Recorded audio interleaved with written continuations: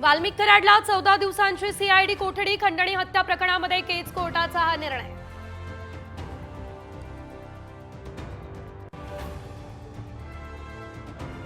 सरपंच हत्या प्रकरणी सर्व दोषींना फासावर लटकवणार, वाल्मिक कराडच्या शरणागतीनंतर मुख्यमंत्री फडणवीसांचं वक्तव्य.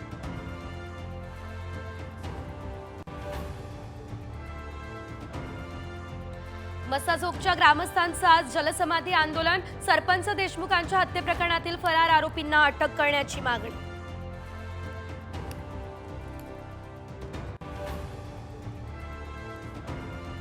पुण्यातील कोरेगाव भीमामध्ये 207वा शौर्य दिन, अभिवादनासाठी अनुयायांची गर्दी, परिसरात कडेकोट बंदोबस्तही तैनात.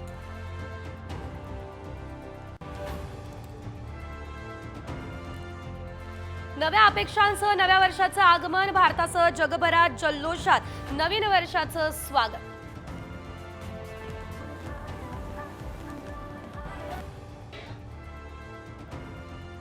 नववर्षाची सुरुवात देवदर्शनानं, शिर्डी पंढरपूरसह प्रमुख मंदिरांमध्ये भाविकांची तुफान गर्दी.